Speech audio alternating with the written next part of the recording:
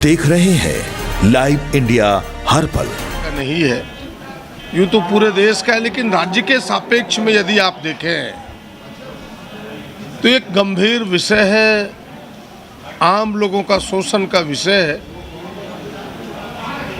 जबकि भारत सरकार ने 2008 में टोल प्लाजा नीति एक बनाई और उसे अधिनियमित भी किया।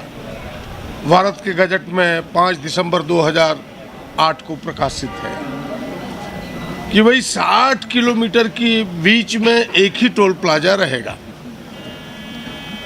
यानी 60 किलोमीटर की दूरी अगर अधिक रहे एक सड़क पर तो फिर दूसरे टोल प्लाजा वो लगा सकते हैं।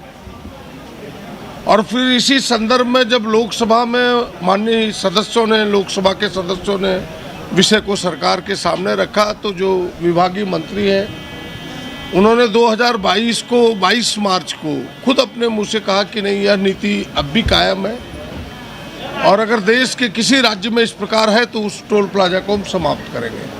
लेकिन हाल के दिनों में देखने को मिला कि मेरे ही विधानसभा में दुमका जिला के सरैयाहाट में एक टोल प्लाजा है जो मेरे पोड़ियाहाट के विधानसभा में उससे 26 किलोमीटर की दूरी पर उसी 133 NHI की सड़क पर उन्होंने दूसरा टोल प्लाजा 3 दिन पहले से प्रारंभ कर दिया है। जनता में आक्रोश है, गरीब इलाका है, उसका शोषण हो रहा है, हम सब उसका विरोध कर रहे हैं। आज हजारों लोग वहाँ धरना पर बैठे थे।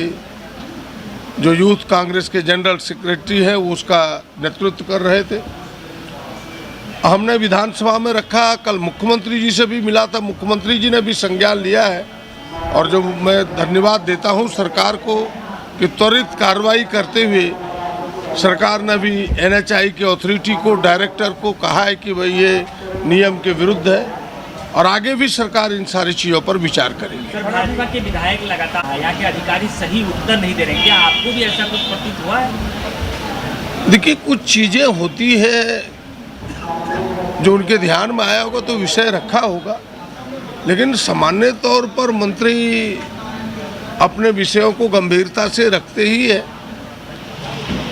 दोनों की अपनी अपनी सीमाएं हैं। हम प्रश्न रखने वालों को जनता के तरफ से हमारी असीमित सीमाएं हैं और जो मंत्री के भार में है, जो सरकार में, उनकी सीमाएं सीमित है।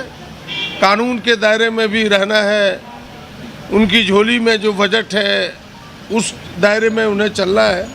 तो सारी चीज़ों को पूरा नहीं किया जा सकता, लेकिन ये सरकार बेहतर काम कर रही है, सदन के प्रति गंभीर है और गंभीरता से उत्तर दे रही है। सर, राज्यसभा चुनाव होने हैं, उनका लगातार 2 सीटों की मांग कर रही है, जबकि कांग्रेस भी साझेदार है। पिछली बार भी कांग्रेस को मौका नहीं मिला।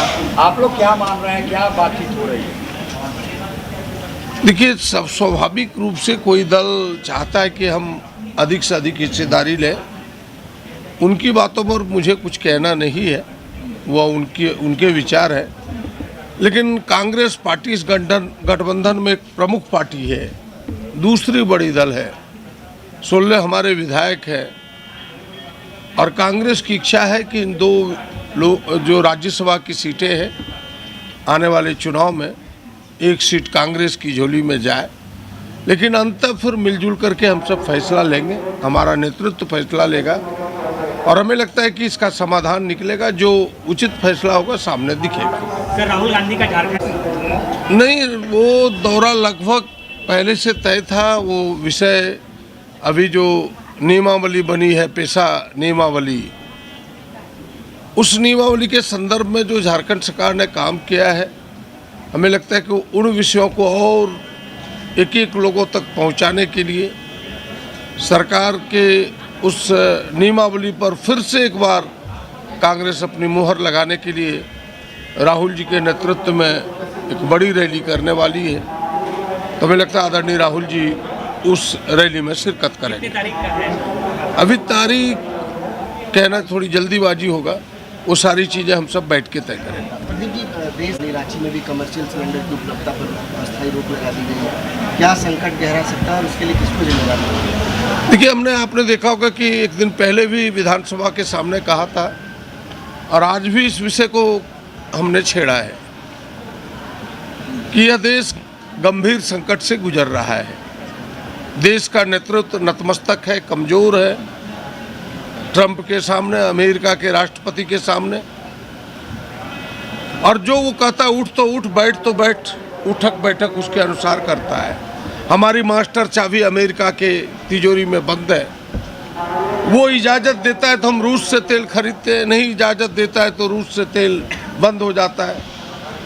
अभी उनके ट्रेजरी सेक्रेटरी ने बिल्कुल अपने ट्विटर हैंडल एक्स पर ट्वीट करके यह कहा कि हमने 30 दिनों की मोहलत दी है रसिया से तेल खरीदने का। तो हमें लगता है कि एक विकट परिस्थिति में हम फंसे हुए हैं, इसमें कहीं दो राय नहीं है। फिर आगे वो अगर ना दे इजाज़त हम, और अगर नेतृत्व ने कुछ कमर ना कसा, अपनी रीढ़ सीधी ना की, तो यह देश संकट से गुजरना होगा।